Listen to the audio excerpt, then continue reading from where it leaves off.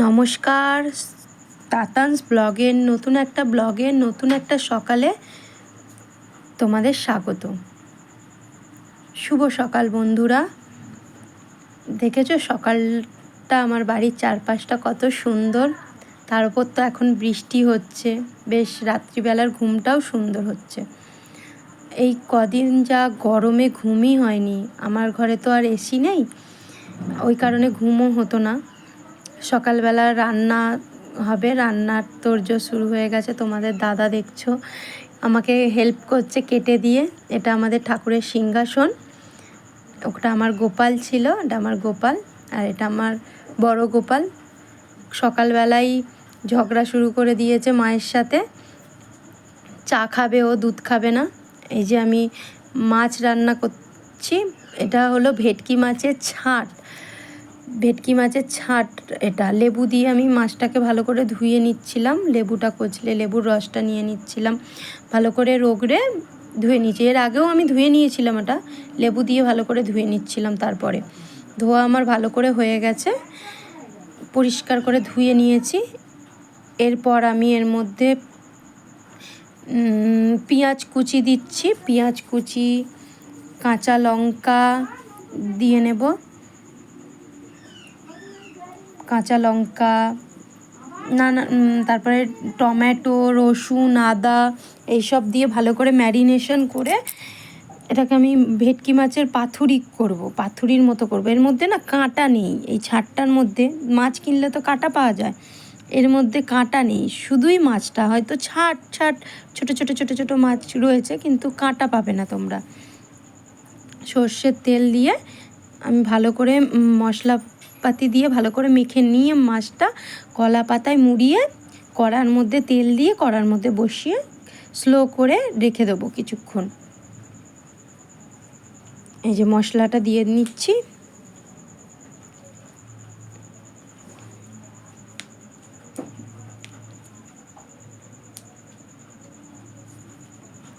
এরপর হলুদ, লঙ্কা, একটু কাশ্মীরি লঙ্কা দিয়ে নিয়েছিলাম,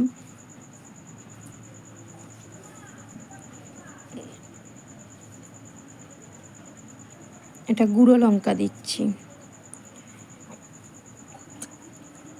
1 চামচ মতো গুঁড়ো লঙ্কা দিয়ে নিয়েছিলাম। আসলে আমরা কম ঝাল খাই তো, ওই কারণে অল্প ঝালই দিয়ে নিয়েছিলাম। তোমরা এবারে যতটা ঝাল যে যেমন খাও সেইভাবে দিয়ে নিতে পারবে। লবণ দিয়ে নিয়েছি পরিমাণ মতো।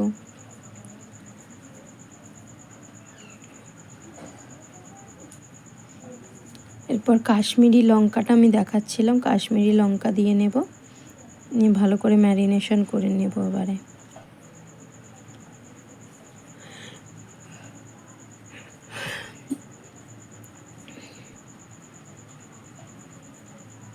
এরপর ভালো করে ম্যারিনেশন করে কলা পাতায় মুড়িয়ে নেব, নিয়ে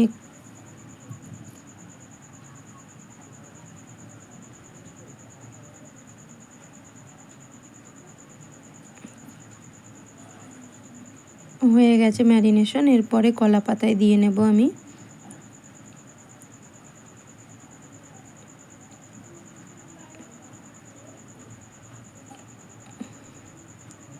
কলা পাতা দিয়ে ভালো করে মুড়ে নেব। আসলে আমার কলা পাতাটা ছোটো হয়ে গেছিলো, ওই কারণে ভালো করে আমি মুড়তে পারিনি, কিন্তু খেতে খুব সুন্দর হয়েছে, বিশ্বাস করো খুব সুন্দর। তোমরা যদি এইভাবে করে খাও, সুন্দর হয়েছিল, ভালো হয়েছিল খেতে।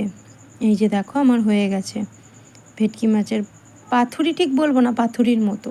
তারপরে আমি এখানে রুই মাছকে ভেজে নিচ্ছিলাম। রুই মাছটার পাতলা করে ঝিঙে আলু দিয়ে ঝোল করব।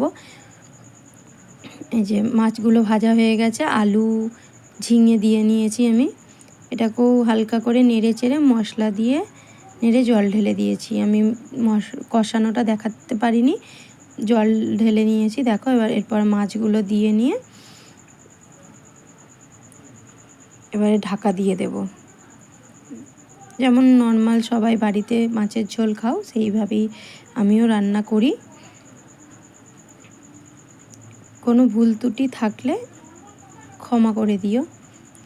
আমি তো সেইভাবে বলতে পারি না। তারপরে দেখো বিকেল হয়ে গেছে, আমরা 3 জনে মিলে ঘুরতে বেরিয়ে গেছি।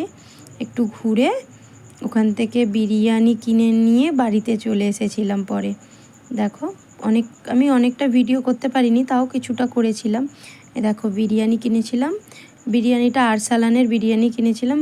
রাইসটা খুব ঝরঝরেও ছিল, প্লাস মাংসটাও স্মুথলি, আলুটাও নরম, ভালো। আমার আরসালানেরই বিরিয়ানিটা ভালো লাগে। ওখান থেকে আসার পথে বিরিয়ানি কিনেছিলাম। এই যে আমার ছেলে খাচ্ছে, ফোন দেখছে। এই যে তোমাদের দাদাভাই বলছে ক্যামেরা করবে না, এই ওকে দেখাতে বারণ করছে, ওই কারণে খাবারটাই দেখালাম শুধু।